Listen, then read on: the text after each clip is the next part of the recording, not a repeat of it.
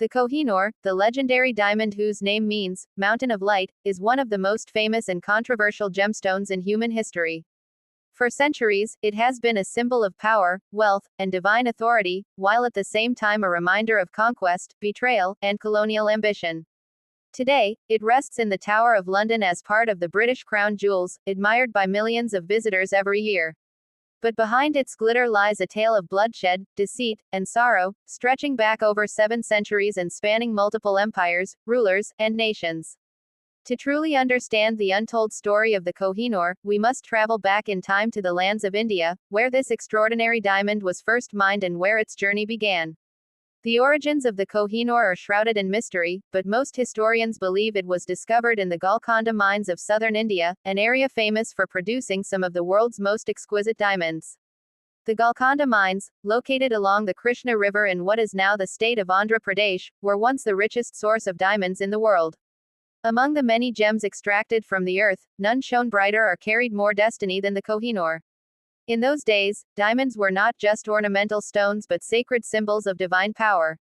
They were believed to carry supernatural energy and were often associated with gods, kings, and cosmic balance. For centuries, the Kohinoor was passed down through the hands of mighty rulers, each one believing that possession of the diamond would grant them legitimacy and eternal dominance. Early records suggest that the diamond adorned the throne of the Kakatiya dynasty in the 13th century. It was placed in a temple dedicated to a Hindu goddess, representing divine protection over the kingdom. However, history is rarely kind to those who hold treasures of immense value. Invading armies, greedy rulers, and ambitious conquerors soon learned of the gem's existence, and it became the object of unending conflict. The diamond eventually came into the possession of the Delhi Sultanate and then later the Mughals, the great dynasty that ruled much of India from the 16th to the 18th century. The Mughal emperors were known for their love of precious jewels and had amassed one of the most dazzling treasuries the world had ever seen. Among all their treasures, the Kohinoor held a special place. Emperor Babur, the founder of the Mughal Empire, mentioned the diamond in his memoirs, the Baburnama, describing it as a gem of unparalleled brilliance. For the Mughals, the Kohinoor was more than just wealth, it was a symbol of divine right to rule over Hindustan. Shah Jahan, the emperor who built the Taj Mahal, placed the diamond into his famous peacock throne, a magnificent seat encrusted with countless jewels, gold, and gemstones. The throne itself was a symbol of imperial might, and the Kohinoor at its center radiated the aura of invincibility. Yet, despite its beauty, the diamond also brought misfortune. The Mughal Empire began to decline in the later years of Shah Jahan's rule, and his successors struggled to maintain the vast territories. In 1739, a catastrophic event unfolded that would forever alter the destiny of the Kohinoor. Nader Shah, the ruthless ruler of Persia, invaded Delhi with his powerful army. The Mughals were defeated, and Nader Shah looted the city in one of the bloodiest sackings in Indian history. Among the treasures he seized was the peacock throne, along with the Kohinoor diamond. It is said that when Nader Shah first laid eyes on the diamond, he exclaimed, Kohinoor, which in Persian means, mountain of light, giving the stone the name by which it is known today. However, Nader Shah's reign was short-lived. After his assassination in 1747, his empire crumbled, and the diamond once again changed hands, passing through the rulers of Afghanistan. Ahmad Shah Durrani, the founder of the Durrani Empire, took possession of the Kohinoor, and it became a symbol of Afghan royalty. The diamond remained in Afghanistan for several decades, worn proudly by Durrani kings as a mark of their sovereignty. But fate had other plans for the Kohinoor. By the early 19th century, the Sikh Empire under Maharaja Ranjit Singh had risen to power in northern India, centered in Punjab. Known as the Lion of Punjab, Ranjit Singh was a formidable leader, admired for his military skill, political acumen, and deep respect for his people. In 1813, Shah Shuja Durrani, a deposed Afghan king, sought refuge in Ranjit Singh's court. In exchange for military protection and support, Shah Shuja handed over the Kohinoor diamond to the Sikh ruler. For Ranjit Singh, the diamond was more than just a jewel, it was a divine blessing and a symbol of Sikh pride. He wore it during important ceremonies and ensured that it remained within his treasury. The Kohinoor, under his guardianship, became an emblem of sovereignty, unity, and faith. Ranjit Singh even expressed in his will that the diamond should be donated to the Jagannath temple in Puri after his death, as an offering to the Hindu deity. However, his wishes were ignored after his death in 1839, and the diamond remained with the Sikh royal family. The mid-19th century was a period of immense upheaval in India, as the British East India Company expanded its control over the subcontinent.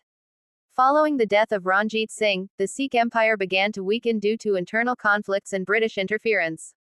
The Anglo-Sikh Wars broke out, and after fierce battles, Punjab was annexed by the British in 1849. As part of the Treaty of Lahore, the Kohinoor diamond was surrendered to Queen Victoria of Britain.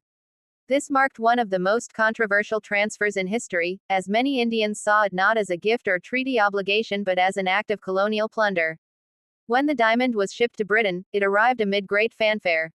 Queen Victoria was enthralled by the gem, but when it was first displayed to the public at the Great Exhibition of 1851 in London, many visitors were disappointed.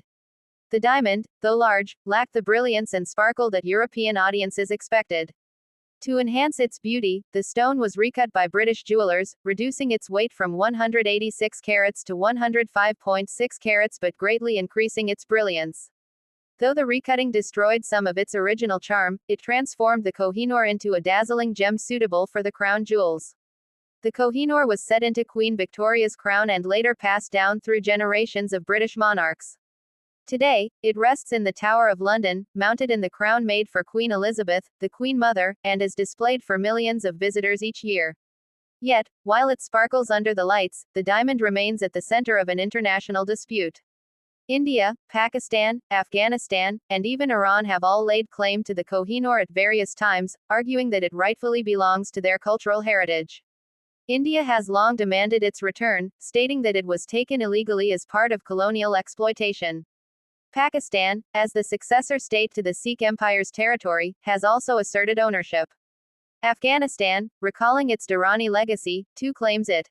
Britain, however, has consistently maintained that the diamond was legally acquired and remains part of its national treasures.